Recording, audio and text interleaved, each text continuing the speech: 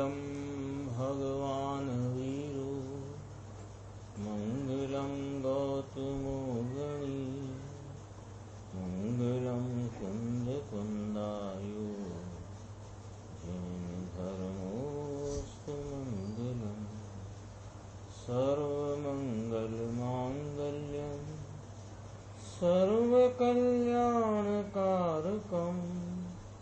प्रधानम सर्वधर्माणां जैनं जयतु शासनम्।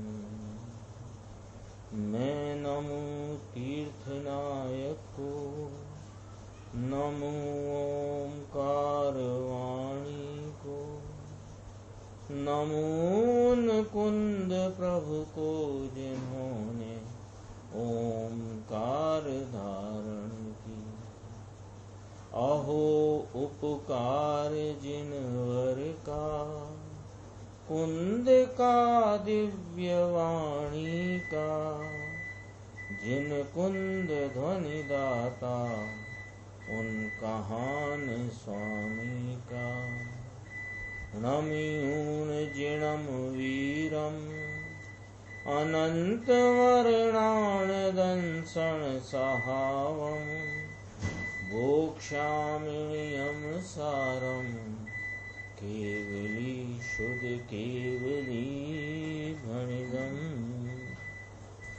नियम सार जी परमागम ग्रंथ के शुद्ध भाव अधिकार में अपनी गाथा 42 की चर्चा पूज्य गुरुदेव श्री के आधार से जो उसकी टीका है पद ब्रह्म बंधारी देव द्वारा रचित, उस टीका में मुनिराज ने अमृत चंद्र आचार्य के समय सार परमागम के 2 कलश 35 और 36 उनका उद्धरण लिया है। उसकी जो व्याख्या यहाँ इस कारणकारी नियम में गुरुदेव श्री के द्वारा इस 42 गाथा की टीका की व्याख्या में आई है, वो अपन देखते हैं। पेज नंबर है 171। इसमें इस प्रकार आचार्य देव श्रीमद अमृत चंद्र सूरी ने श्री समय सार की आत्मख्याति नाम की टीका में 35 और 36वें 2 श्लोकों द्वारा जो कहा है वो कहा। तो वो श्लोक पढ़ने के बाद गुरुदेव श्री कहते हैं, भाई नहीं आया हिम्मत भाई, बुखार आया होगा। ये सब अर्थ इन्होंने बनाए हैं, टीका में से अर्थ इन्होंने पंडित हिम्मत भाई ने किए हैं, याद किया उनको।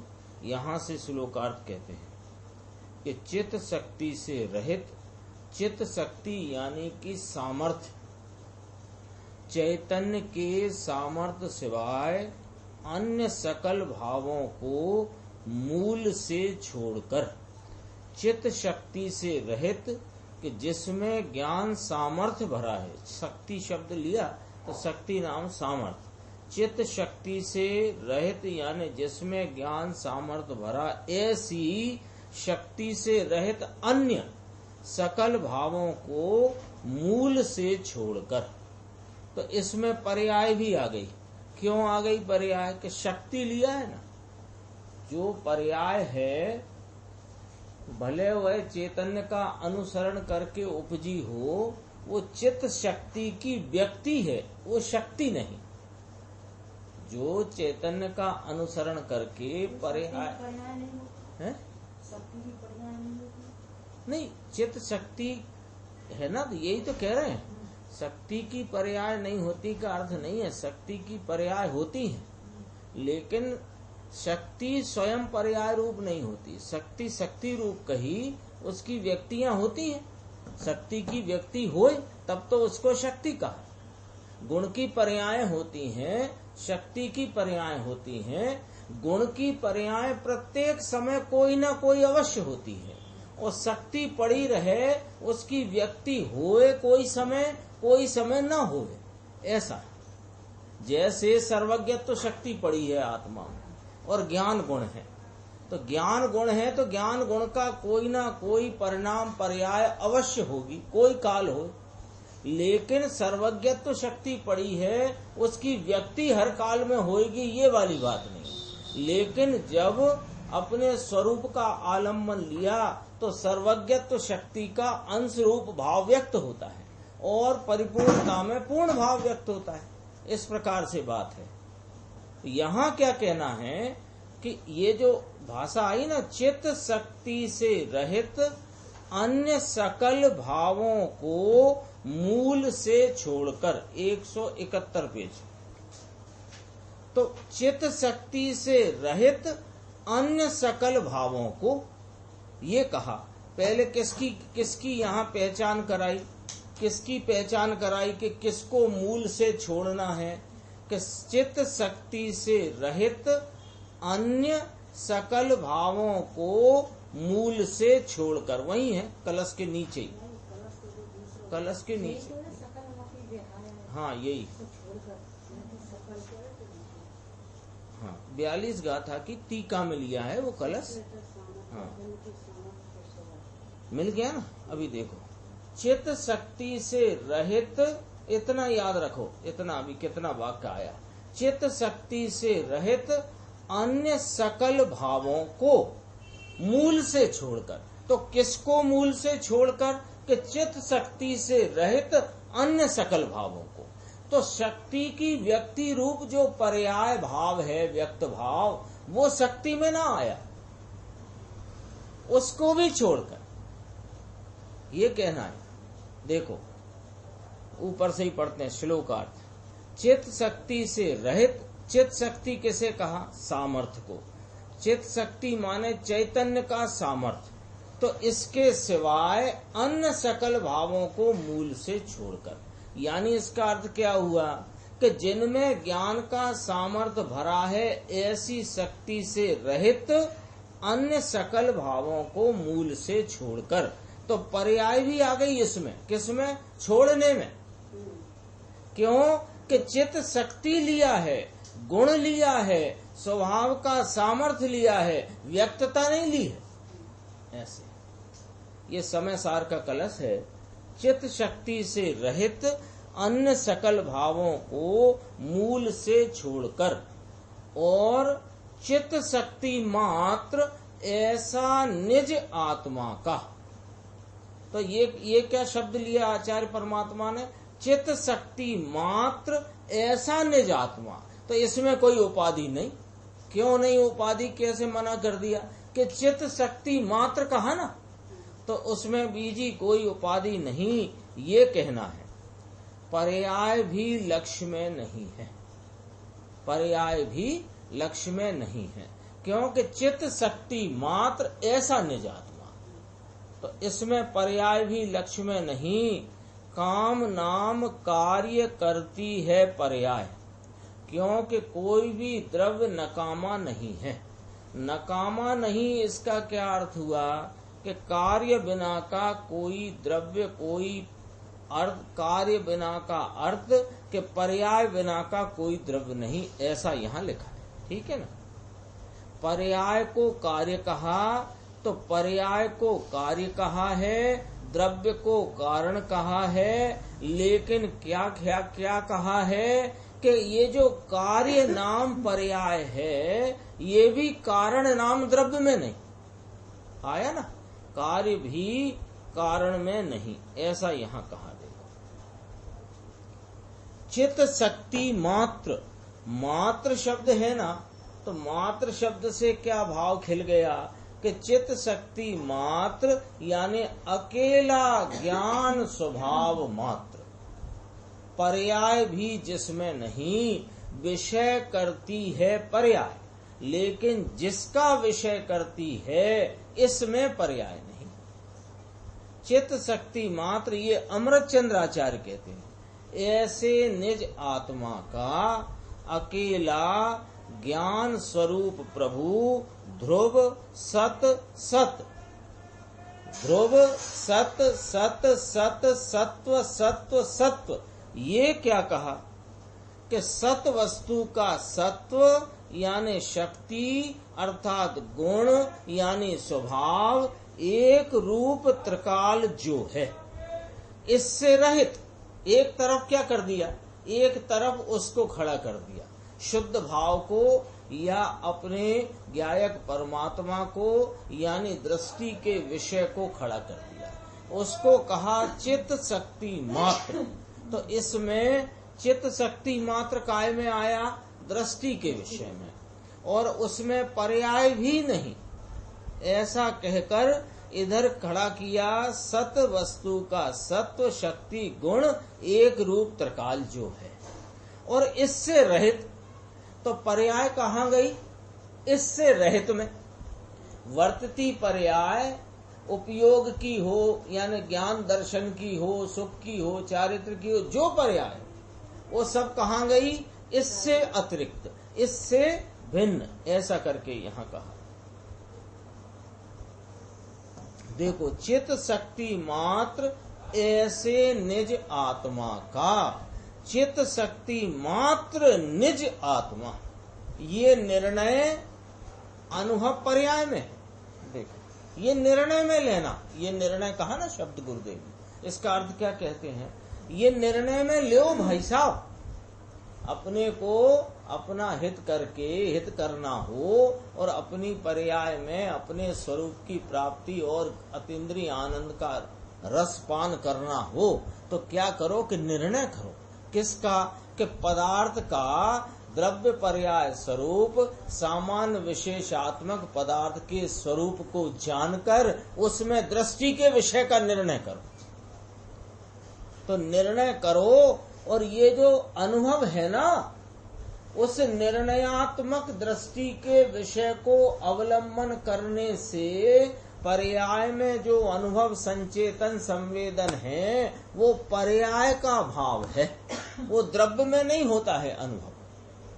कहा देखो, ये अनुभव पर्याय में है, लेकिन चित्त शक्ति मात्र में अनुभव नहीं, संवेदन संचेतन उसमें नहीं, आनंद की व्यक्तता इस वस्तु में नहीं, ये तो आनंद स्वरूप है, ये आनंद के व्यक्त भाव रूप वस्तु नहीं, व्यक्त भाव कार्य रूप है, वो कार्य रूप भाव पर्याय रूप है, और वह अपने दृष्टि के विषय से न्यारा है।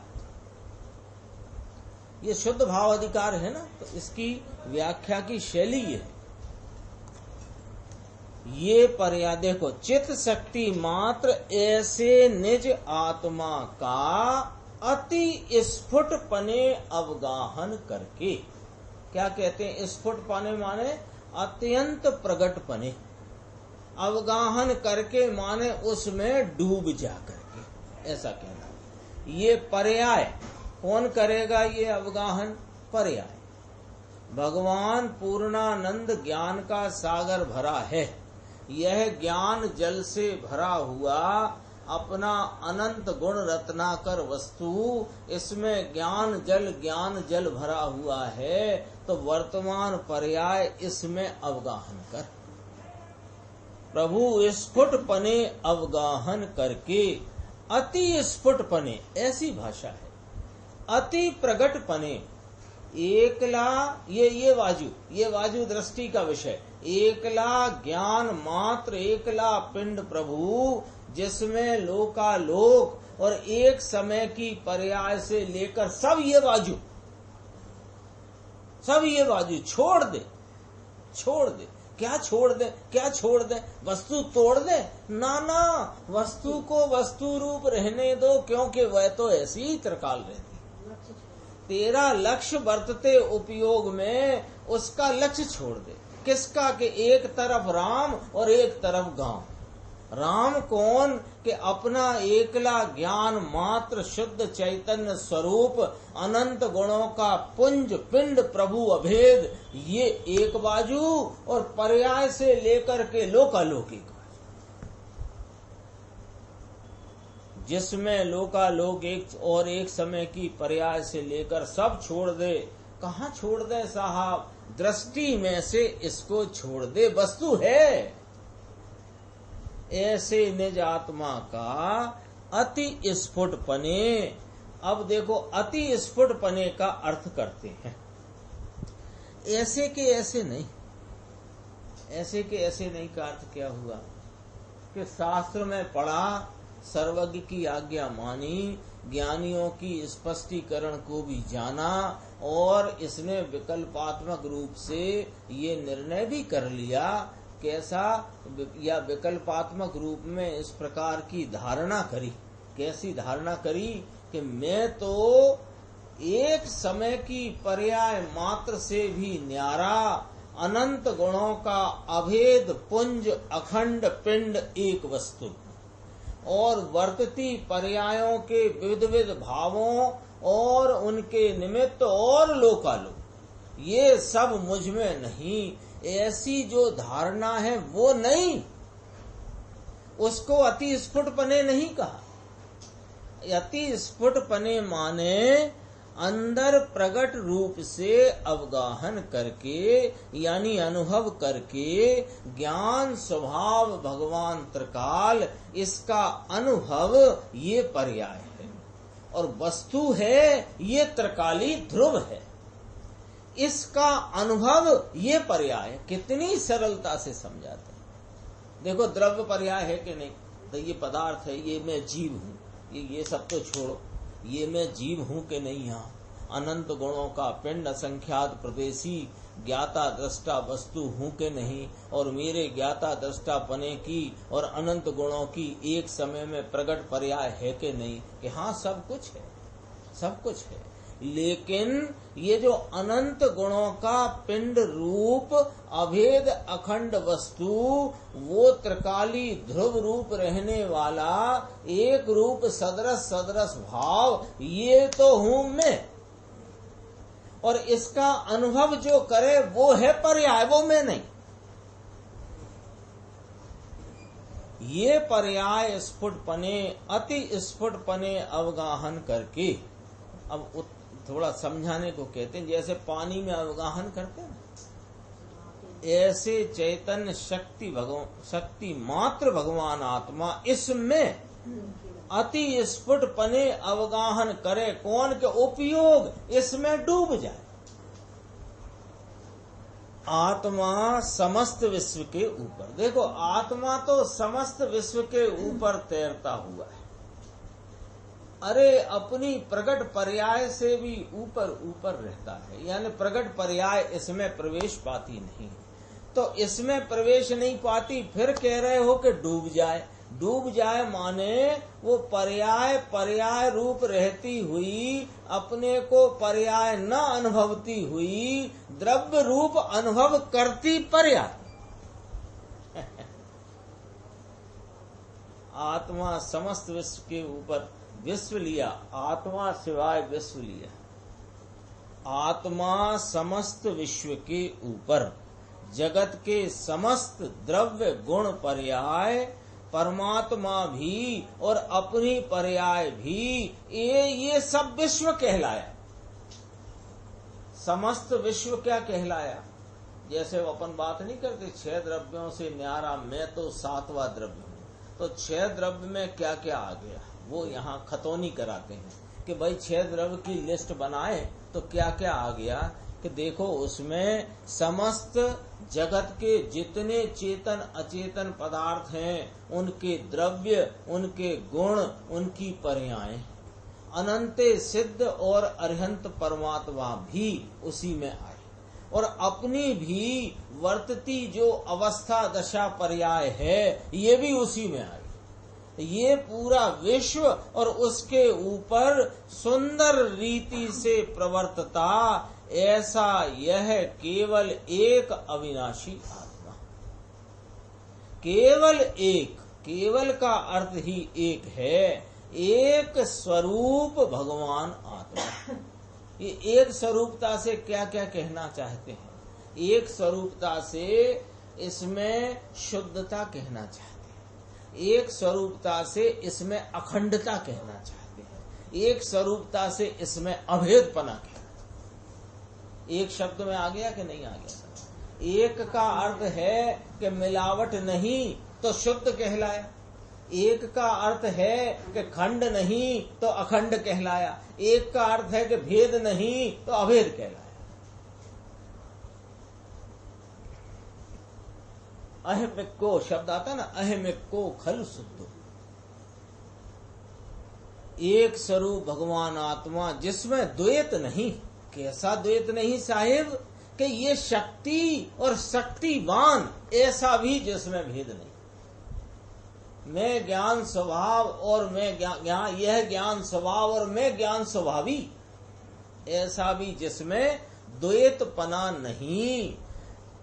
ऐसे अवगाहन करके आत्मा समस्त विश्व के ऊपर सुंदर रीति से प्रवर्तता। दोनों सिद्ध किए। लो, दोनों क्या सिद्ध किए? दो क्या सिद्ध किया कि आत्मा भी सिद्ध किया और आत्मा से भिन्न संपूर्ण विश्व वह भी सिद्ध किया। कैसे किया? कि ये टेबल के ऊपर ये कांच का पीस रखा है, टेबल के ऊपर ये लैपटॉप रखा है, तो एक कथन में दो सिद्ध हुए कि ना हुए? कि ये टेबल और लैपटॉप दो सिद्ध हो गए कि नहीं हो? ऐसे समस्त विश्व के ऊपर सुंदर रीति से प्रवर्ता केवल एक यह चैतन्य शक्ति मात्र अविनाशी आत्मा, तो दो सिद्ध हो गए। संपूर्ण विश्व सिद्ध हो गया, तो बस लकीर खींच दो, एक अविनाशी आत्मा और संपूर्ण विश्व। अब संपूर्ण विश्व की के नीचे लिस्ट बनाना हो तो क्या बनाना?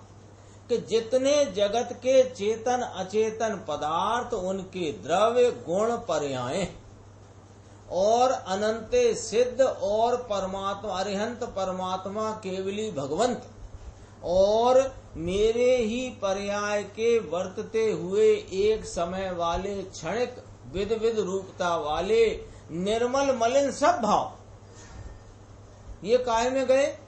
विश्व में। और इनसे न्यारा एक अविनाशी अभेद अखंड यह मैं, ये शुद्ध भाव अधिकार चल रहा है।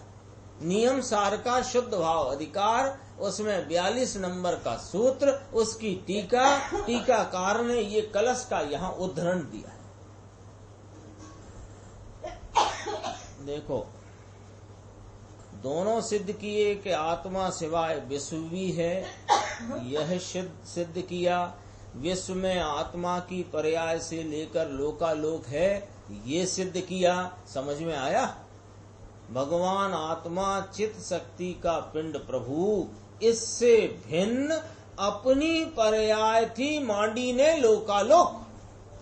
अपने दो खाते बनाए ना, दो खाते, तो ये विश्व के खाते में क्या चला गया?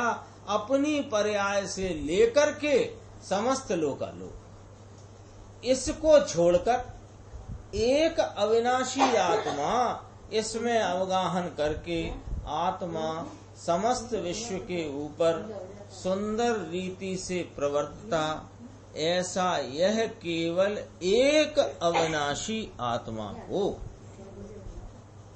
एक ला त्रिकाली आत्मा को। अब जरा दो लाइन है, समझना जरा, दो तीन लाइन है, बहुत ही गजब की लाइन है। एक ला त्रिकाली आत्मा को परिणमन ऊपर से लक्ष्य छोड़ दे, है? और क्या कहा? परिणमन वहां ले जा। परिणमन किस? परिणमन माने पर्याय, वर्तता उपयोग, वर्तमान वर्तता उपयोग। इस वर्तमान उपयोग का परिणमन ऊपर से लक्ष्य छोड़ दे और इस वर्तमान परिणमते उपयोग को यहाँ ले आओ, ले जाओ। कहाँ? कि ध्रुव में परिणमन ले जाओ, परिणमन में परिणमन ना राखो। ऐसा नहीं लगता अपने को ये सुनते हुए गुरुदेव की भाषा कि मानो जैसे उंगली पकड़ करके ले चल रहे। जैसे बालकों को अपन जब छोटे थे ना, तो पिताजी और माता या बड़े भाई अपने को ले जाएं कि चलो तुम्हें वो सर्कस मेला दिखाने ले जा रहे, तो कैसे ले जाएं? कि उंगली पकड़ करके ले जाए, ऐसे आ जाओ, ऐसे आ जाओ, ऐसे आ जाओ, चलो आ जाओ, ऐसे आ जाओ। ऐसे ये हमारे धर्म पिता पूज्य गुरुदेव श्री हमको इस आत्मा की ओर उंगली पकड़ करके ले जाते। अब करे क्या? कि वो जो रूठे बच्चे की तरह हाथ पांव मत फेंको। रूठा बच्चा हो ना, पिताजी कहे आओ तुम्हें मेला दिखाएंगे, तो वो रूठा बच्चा उनकी उंगली छुड़ाने को और टेढ़ा वेढ़ा होता है। तो ऐसे मत बनो। फिर क्या करो कि जहां ले चल रहे हैं वहां चले चलो। तो वहां जाने से क्या होगा कि जो आनंद धर्म पिता ने लिया है वो आनंद तुम्हें भी मिलेगा। क्या गजब बात है कि भैया ये जो वर्तमान वर्तता उपयोग परिणमन रूप उपयोग है, इस उपयोग को इस ध्रुव स्वभाव में ले आओ अथवा ध्रुव स्वभाव में ले जाओ, परिणमन में परिणमन को न रखो। ऐसी बात है प्रभु। एकांत जैसा लगे प्रभु क्या होए मार्ग तो ये है। अनंत तीर्थंकरों में ये एक एक प्रकार आता है, एक एक प्रकार आता है, माने इकलौता यही प्रकार आता है। अनंत तीर्थंकर अनादिकाल से जितने हुए हो रहे हैं होंगे, उन सब की वाणी में वस्तु का यही स्वरूप आता है, एक ही प्रकार आता है, एक ही मार्ग कहने में आता है। एक तीर्थंकर कुछ कहे और दूसरा तीर्थंकर कुछ कहे, ऐसा होता नहीं। तो क्या करें प्रभु? देखो अब शब्द देखना आचार्य के, अविनाशी आत्मा को आत्मा में, भाषा देखो, आत्मा को, ये जिसको देखना उसको पहले लिया, जिसको देखना है ना उसको पहले लिया, आत्मा को जिसमें देखना है उसको बाद दूसरे नंबर पे लिया। आत्मा में, समस्त विश्व के ऊपर तैरते आत्मा को आत्मा में, आत्मा में माने वर्तमान उपयोग में, आनंद में, ज्ञान में, आत्मा को अपने ज्ञान आनंद में साक्षात अनुभव करो। कितनी मधुर मीठी भाषा और कितना उसका गंभीर भाव। आत्मा को, अविनाशी आत्मा को आत्मा में, ज्ञान आनंद रूप आत्मा में, यानी उपयोग की परिणति में, आनंद से परिणमित भाव में इस आत्मा को साक्षात अनुभव, साक्षात अनुभवो। यह मोक्ष का मार्ग है। एक होए तृण काल मां परमारथनो पंथ। एक श्लोक में तो कितना भरा है कि ओ हो, आत्मा में साक्षात अनुभवो किसको? अविनाशी आत्मा को। अगला जो 36वां श्लोक है उसका अर्थ कहते हैं, चैतन्य शक्ति से व्याप्त जिसका सर्वस्व सार है, ज्ञान शक्ति के सामर्थ्य सहित व्याप्त जिसका सर्वस्व सार है, आत्म आनंद ज्ञान स्वरूप पिंड, एकला ज्ञान स्वरूप पिंड, एकला पर्याय बिना का, चैतन्य शक्ति से व्याप्त। देखो गुरुदेव का न्याय निकालने की शैली देखो। वे कहते हैं चैतन्य शक्ति मात्र शब्द जो आचार्य परमात्मा फरमाते हैं, तो शक्ति मात्र कहा, सामर्थ्य मात्र कहा, सामर्थ्य का पिंड मात्र कहा, सामर्थ्य की व्यक्तता को बाहर रखा, पर्याय को बाहर रखा है, शक्ति की व्यक्ति को बाहर रखा है। चैतन्य शक्ति से व्याप्त जिसका सर्व स्वयसार है, ऐसा यह जीव, ऐसा यह जीव।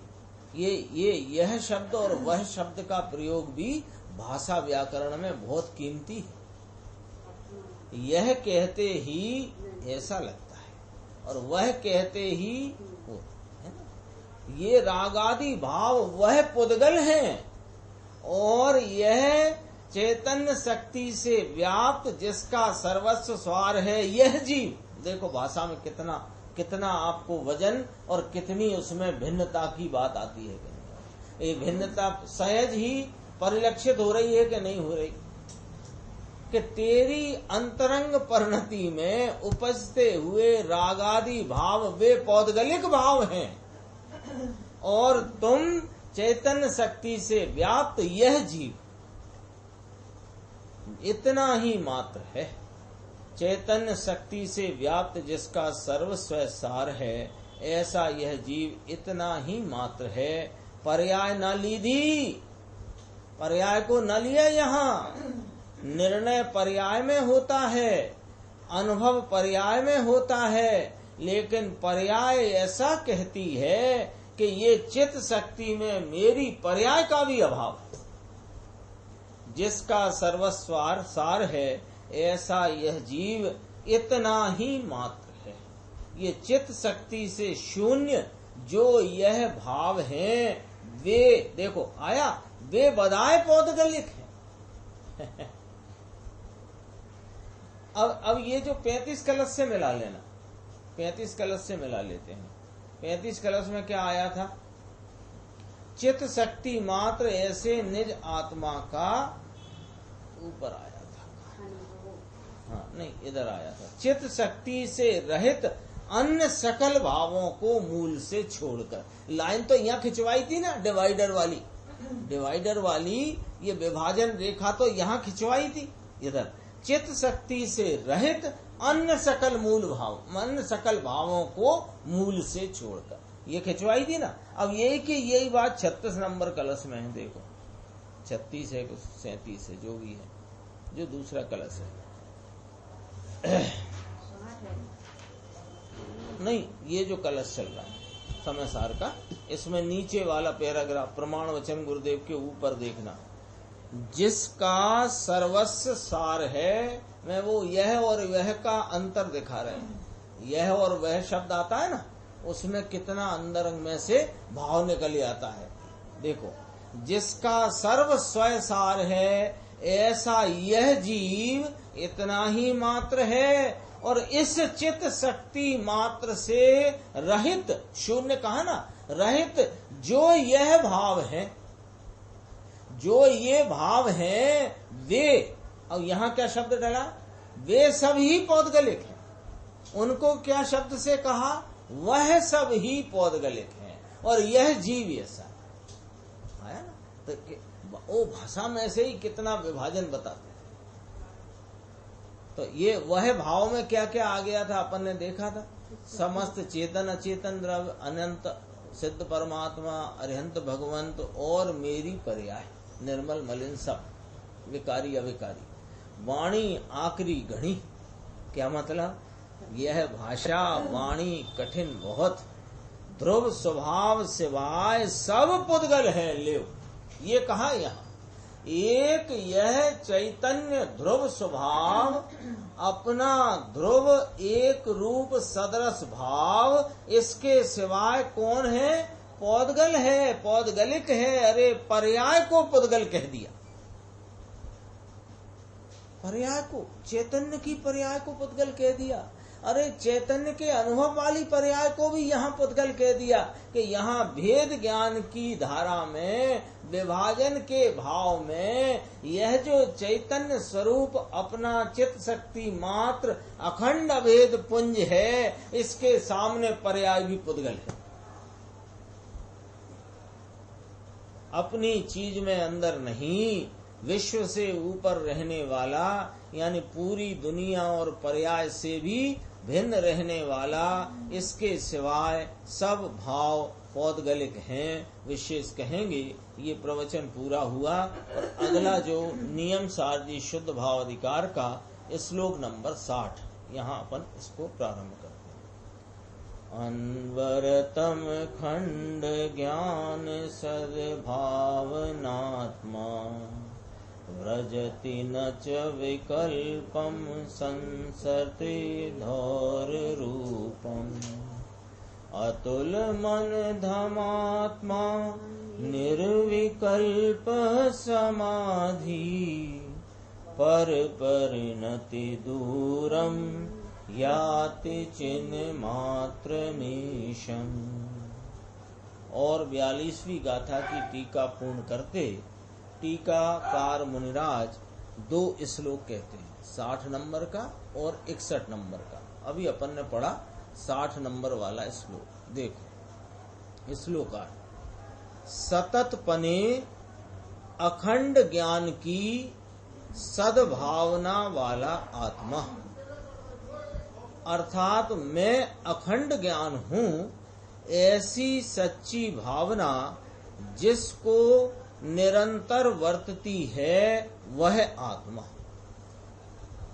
आधी लाइन कही, उसका अर्थ कहा। पहले क्या लाइन कही?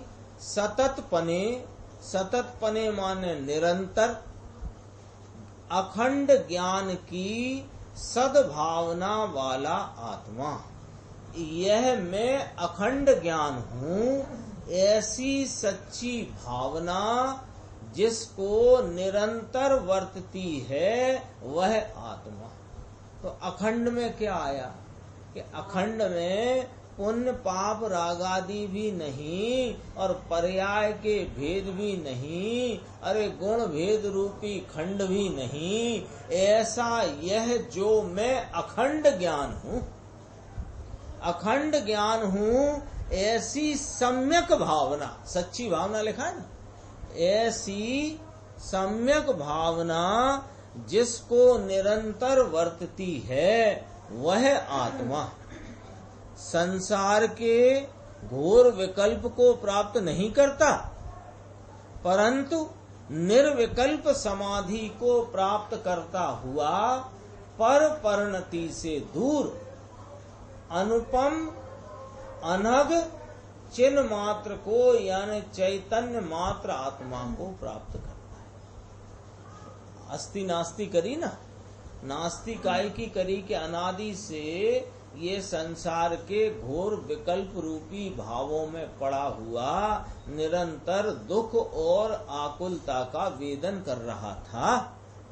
अब जब इसको मैं अखंड ज्ञान हूँ, ऐसी सम्यक भावना का परिणमन हुआ और ऐसी सम्यक भावना अपने अखंड ज्ञान स्वरूप की सम्यक भावना, उसकी ही प्रतीति और उसकी एकाग्रता जिसको वर्तती है निरंतर, वह आत्मा क्या करता है कि संसार के घोर विकल्प को नहीं पाता, तो फिर क्या पाता है कि निर्विकल्प समाधि को प्राप्त करता हुआ पर परिणति से दूर अनुपम अनघ, अनघ अघ कहते हैं दोष पाप आदि को अघ कहते हैं, अनघ है निर्दोष भाव, नीचे फुटनोट होएगा देखो। अनघ माने दोष रहित, निर्दोष, निष्पाप, निर्मल, इसको ऐसे पढ़ लो, निर्दोष निष्पाप निर्मल, अनघ। अनुपम, अनघ, अनुपम भी कहा। कैसा है वह चैतन्य मात्र आत्मा जो अपने सम्यक भावना एकाग्रता पूर्वक प्राप्त होता है, वह अनुपम है, निर्दोष और निर्मल है। ऐसा वह चिन्मात्र चैतन्य मात्र आत्मा को प्राप्त कर लेता है। कौन? कि जिसको निरंतर अखंड ज्ञान की सम्यक भावना वर्तती है। गुरुदेव का व्याख्यान देखते हैं, 19/8/80 का व्याख्यान है।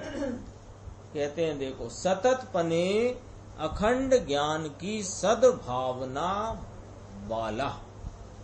गुरुदेव का बहुत अच्छा इसमें अपने को प्रेरणा स्वरूप उपदेश रूप बात आई।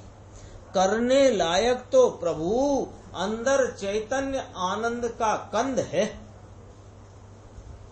करने लायक तो प्रभु अंदर चैतन्य आनंद का कंद प्रभु है। इसका अनुभव करना ये वस्तु है, बाकी तो सब बंध का कारण संसार है।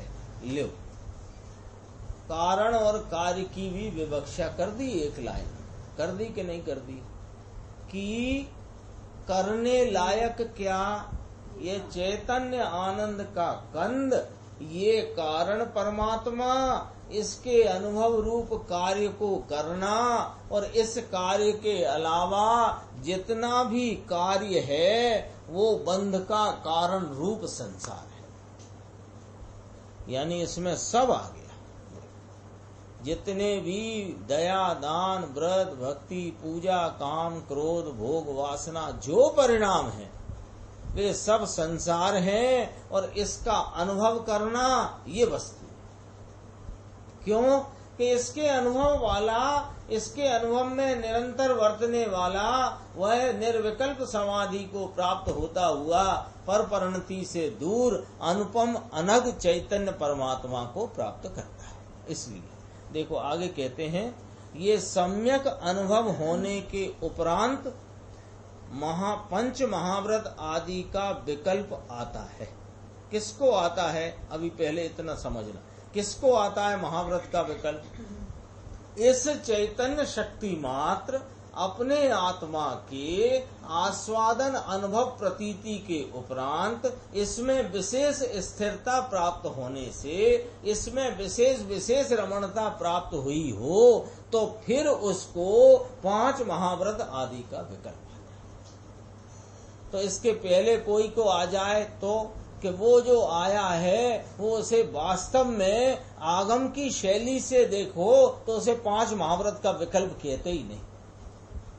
क्यों? ऐसा कैसे कह रहे हो आप? यानी बिना सम्यक दर्शन लिए, बिना स्वरूप की साधना के, विशेष स्थिरता को प्राप्त किए बिना कोई को यदि पांच महाव्रत का परिणाम आया है और उसने वस्त्र आदि का त्याग करके पांच महाव्रत की प्रतिज्ञा अंगीकार करी है तो उसको आप पांच महाव्रत का विकल्प क्यों नहीं कह रहे? उसका कोई लॉजिक है? कि हाँ है लॉजिक। पांच महाव्रत का परिणाम चौथे पांचवें गुणस्थान वाले को अंतरंग स्थिरता बढ़ जाने पर जब तीसरी कषाय चौकड़ी के नाश होने की निकटता होती है तब उस प्रकार का विकल्प आकर के बाह्य में यह सब पूर्वचर क्रिया होती है और फिर ध्यान में बैठता है तो तीन कषाय चौकड़ी का अभाव होता है। ये व्यवस्था है, आगम से प्रमाणित व्यवस्था है। और एक और व्यवस्था है कि कोई भी विकल्प भूमिका का उल्लंघन करके होता नहीं। तो पांच महाव्रत की भूमिका अपन ने आगम से समझी कि नहीं समझी? तो ये जो पहले गुण स्थान में मिथ्यात अवस्था में जो व्रत का विकल्प उठा हुए उसे पांच महाव्रत का विकल्प कैसे कह देंगे? वो तो भूमिका ही नहीं है उसकी। वो तो जब भूमिका होएगी तो उठता है। ये पकड़ना बात को, ये लॉजिक से बात। गुरुदेव ने कहा सम्यक अनुभव होने के बाद, इसमें और बहुत बात समा गई। सम्यक अनुभव होने के बाद उसमें विशेष स्थिरता होने से विशेष वीतरागता बढ़ने पर पंच महाव्रत आदि का विकल्प आता है। चलो अब ये जो विकल्प आया है सो क्या ये धर्म का कारण है कि नहीं, ये बंध का कारण है? अरे साहिब, ये तो सम्यक दृष्टि को आया है, भावलिंग रूप परिणति में आ गए हैं उनको आया है, उनको भी बंध का कारण है। बंध का कारण है ये चीज। अरे जिसने पाताल में आत्मा भगवान, पाताल में ये आत्मा भगवान पाताल में, कि हाँ एक समय की पर्याय के पाताल में, एक समय की पर्याय की ऊपर भाव में नहीं, उसके एक समय की पर्याय को लक्ष्य में छोड़ते उसके पाताल में विराजमान जो अंदर अपना भगवान आत्मा, यह सतत पने इसकी अखंड ज्ञान की ऐसे पर्याय की पाताल में अंदर विद्यमान विराजमान अखंड ज्ञान, उसकी सतत पने सद्भावना, यानी जिसको निरंतर अखंड ज्ञान की, आत्मा की, आनंद की, शांति की, बीत राग स्वभाव की सद्भावना वाला आत्मा। फिर क्या कहा?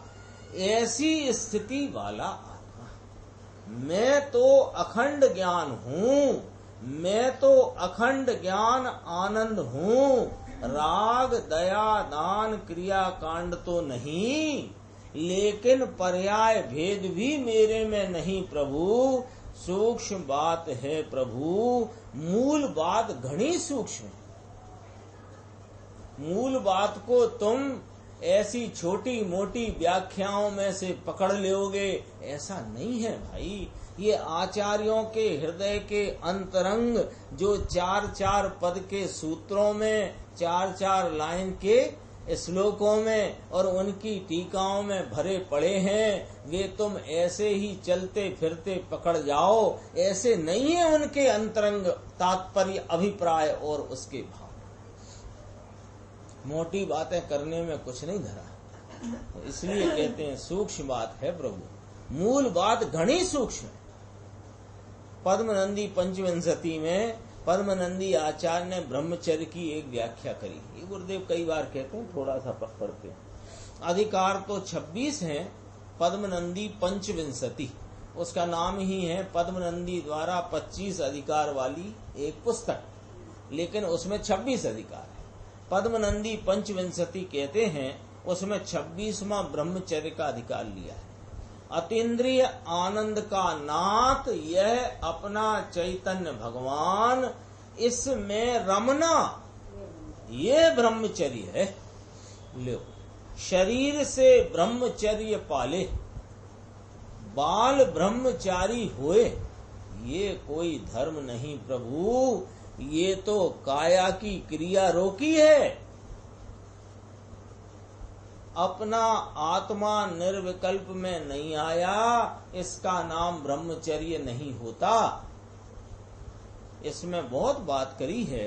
फिर पद्मनंदी आचार्य ने फिर ऐसा कहा, मेरी बातें सूक्ष्म हैं, झीणी बातें हैं, सूक्ष्म बातें हैं, और तुम विद्वानों को और युवानों को यदि ये ठीक ना पड़े तो प्रभु हमको माफ करना, हमको आप माफ कर देना। क्यों कि हम दूसरा क्या कहें, हमारे पास जो होएगा वही तो हम कहेंगे। तुमको ये बात, इसलिए ये बात को ऐसे समझना कि तुमको ये अपने परमात्म तत्व की बात, इसकी प्राप्ति के उपाय की बात तुमको सूक्ष्म लगती हो, अच्छी ना लगती हो, रूखी लगती हो, तो पद्मनंदी महाराज हो कि अमृत चंद्र स्वामी हो कि कुंद कुंद भगवान हो कि पद्म प्रमलधारी देव हो कि पूज्य गुरुदेव श्री हो, सबका यही कहना है भैया, हम पे जो है हम तो यही देंगे। हम तुम्हें थोड़ी कोरोना मिटाने का उपाय और वो सब बताते फिरेंगे, हम पे नहीं है ये सब बातें। क्योंकि हमें मालूम है कोरोना आदि जो आपदाएं पड़ी हैं, इनसे तुम दुखी नहीं हो। तुमको इस शरीर से और शरीर के प्रति राग से एकत्व है, दुख तुम्हें इस बात का है। तो हम तो मूल इलाज करते हैं। कोरोना काल में क्या करना और क्या नहीं करना हम कहां से सुनाएंगे तुम्हें। हमारे पास तो यह जो आत्मा जिसमें इसकी निर्मल पर्याय का भी अभाव है, उसके आलम्बन की बात कहते हैं। मुनिराज ऐसा कहते हैं, पद्मनंदी मुनिराज 26वां अधिकार है। नीचे देखना, ये थोड़ा छोड़ दिया, यही चर्चा दोबारा ली थी। मुनि महाराज जगत को जाहिर करते हैं, प्रभु सतत पने अखंड ज्ञान की सद्भावना, सद्भावना वाला, सच्ची भावना वाला, त्रिकाली गायक आनंद कंद प्रभु शुद्ध ब्रह्म, ये शुद्ध का अधिकार है ना, शुद्ध भाव अधिकार। तो शुद्ध कहो या कि ध्रुव कहो, यह शुद्ध भाव पर्याय की बात नहीं चलती है। शुद्ध भाव अधिकार जो कहा ना, यहाँ शुद्ध भाव पर्याय की बात नहीं चलती है, यहाँ शुद्ध भाव त्रिकाली ध्रुव की बात चलती है। अधिकार का नाम शुद्ध भाव है, ये शुद्ध पर्याय का अधिकार नहीं है, शुद्ध भाव ध्रुव का अधिकार है। अखंडानंद सत्ता स्वय सत्ता से विराजमान, अकृत्रिम, अनकराइल कहा ना, अनकराइल माने अकृत्रिम, अनविनाशी यानी अविनाशी, पूर्ण स्वभाव से भरा हुआ भगवान, ऐसे भगवान की सतत अखंड ज्ञान की सद्भावना, ज्ञान की सद्भावना नाम आत्मा की सद्भावना, सद्भावना माने सम्यक भावना, स्वरूप तो चैतन्य है। ये चैतन्य स्वरूप की भावना, भावना माने अंदर एकाग्रता, विकल्प नहीं। चिंतवन में चिंता के विकल्प नहीं। मैं तो शुद्ध हूँ, परिपूर्ण हूँ, एक रूप गायक हूँ, मेरे में निर्मल पर्याय का भी अभाव है, अनंत गुण भेदों से रहित मैं एक अभेद तत्व हूँ। ये नहीं, ये नहीं, ये नहीं। ये चिंतवन है, ये विकल्पात्मक भाव है, ये तुम हो ही नहीं। सद्भावना वाला आत्मा अर्थात मैं अखंड ज्ञान हूँ, ऐसी सच्ची भावना जिसको निरंतर वर्तती है। सूक्ष्म बात तो बहुत करी। मैं अखंड त्रिकाली आनंद कंद प्रभु सच्चिदानंद स्वरूप अभेद, जिसमें पर्याय का भेद भी नहीं, क्योंकि पर्याय इसको विषय करती है लेकिन पर्याय इसमें नहीं। ऐसी सद्भावना वाला जीव, ऐसे पर्याय बिना के एक रूप ध्रुव सदृश स्वभाव को भाता हुआ जो जीव, जिसको इसकी सच्ची भावना एकाग्रता निरंतर वर्तती है, ऐसी सच्ची भावना यानी वीतरागी निर्मल पर्याय। भगवंत ये तो तेरी पर्याय की बात चलती है। सच्ची एकाग्रता भावना कही ना, ये पर्याय की बात। लेकिन प्रभु तेरा द्रव्य तो अखंड ज्ञान है, अखंड आनंद कंद पूर्णानंद नाथ। साधारण और क्रिया कांड के रुचि वाले को, व्यवहार के रस वाले को ये बातें ठीक नहीं लगती। कभी कभी उसे लगता है हाँ ठीक तो है, ठीक नहीं लगती का अर्थ कि उसे बात सुनता जाता है। अब एक ही बात बार बार कहते हैं तो फिर उसे उसमें रस नहीं आता, उसे रूखापन लगने लगता। क्यों कि उसको रस व्यवहार का पड़ा है। इस आत्मा का रस होए ना तो आत्मा की बात में बहुत रस आए। अपना गंज के मैदान में रामलीला मंच पे हजारों आदमी की सभा लगी हो और आपको वहां बिठा करके एक भाई साहब हैं जो आपके बारे में बोलना बंद ही नहीं कर रहे, 1.5 घंटा हो गया उन्हें बोलते बोलते, आपके एक एक बातों का गुणगान करते करते, तो ये थकता ही नहीं, इसे नींद ही नहीं आती, इसे झोले झोले झोंके नहीं आते। मार्ग तो प्रभु ये है, जब करना पड़ेगा तब, जब करना होए तो यही करना पड़ेगा, और यह करके ही तेरा छूट का छे जगत ने। छूट का माने ये करके ही तेरी पार पड़ेगी और कोई मार्ग नहीं है। अपन जरा नीचे देखते हैं, 2 पैराग्राफ में यही चर्चा है, फिर नीचे देखना। शुरुआत में ही ये समय हो गया है, समय हो गया, अब आगे ही ले लेंगे अगले। निज निधि निज में बताई, यह अनंत उपकार है, उसके लिए जिन वाणी माँ को वंदना शत बार।